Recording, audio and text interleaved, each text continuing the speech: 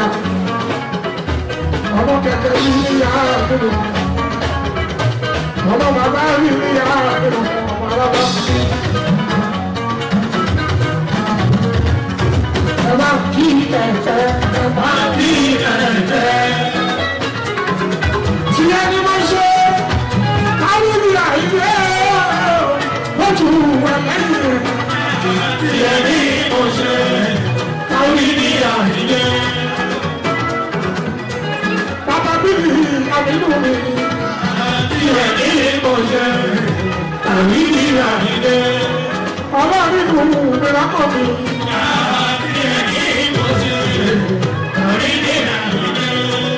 Àìdè abábíní ọlọ́run kò mú mi lápò mi.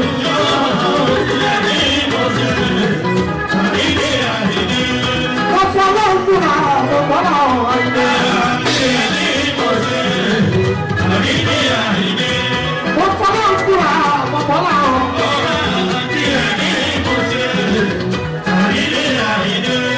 àti lójú wọn lẹ́yìn ẹ̀.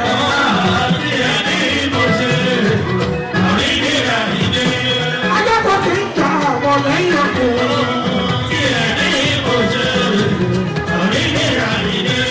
Ajẹ́kọ̀ọ́ kì í jà wọ́n lẹ́yìn ẹ̀kọ́.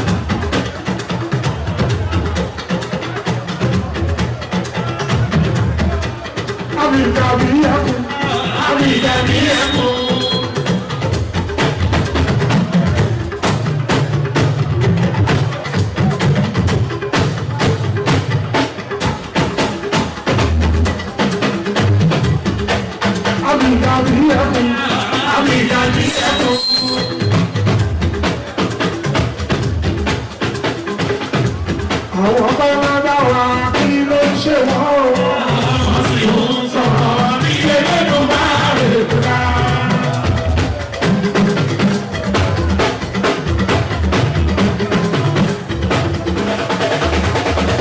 Àwọn ọba wọn bá wa kí ló wá ń ṣe wọ́n.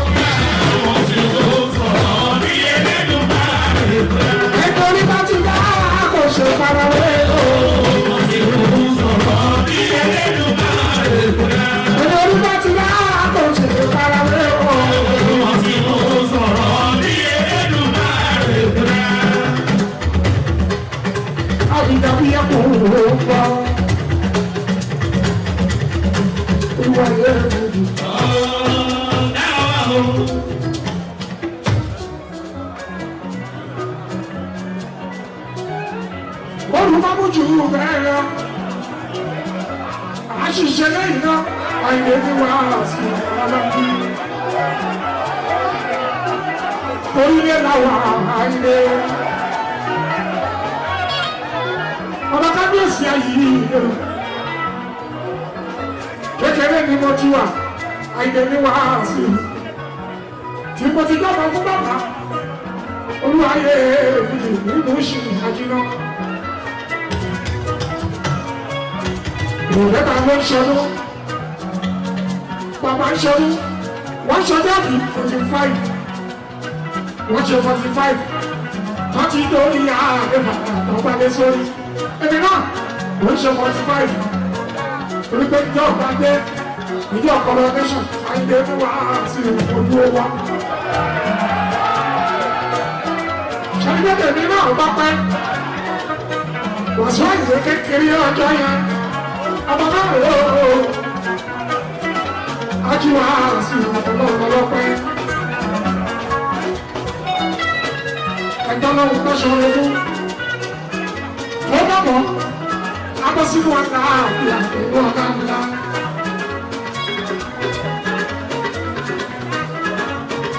Ọlọ́wọ́ ọmọ ṣe kúndínlẹ́tọ̀ ọ̀tá àjọ bàbá sí.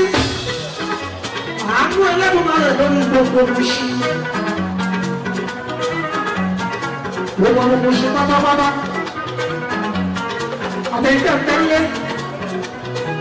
Àtàwọn tó bẹ̀rẹ̀ lájò. Ọlá ńláńlá. Owó rẹpẹtẹ. Àlàáfíà. Àṣìkì tó bẹ̀rẹ̀. Ìgbéga ńlá. Ọlọ́run tó fún gbogbo wa. Ẹ̀yin ti lọ ìgbó. Gbégbé ìgbé sóko. Ìmọ̀ wa máa jó. Amanifi jọ́pọ̀ Àyìndé ní wàásù gbogbo ọmọ ṣe pátápátá.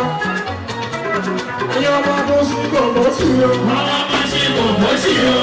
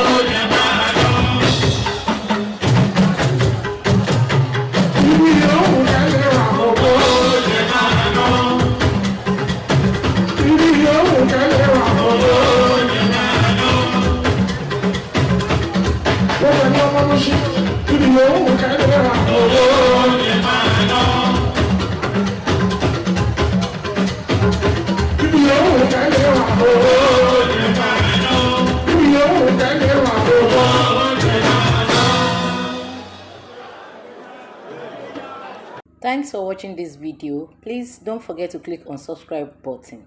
Kindly comment and share. We drop new videos daily. Thank you. God bless you.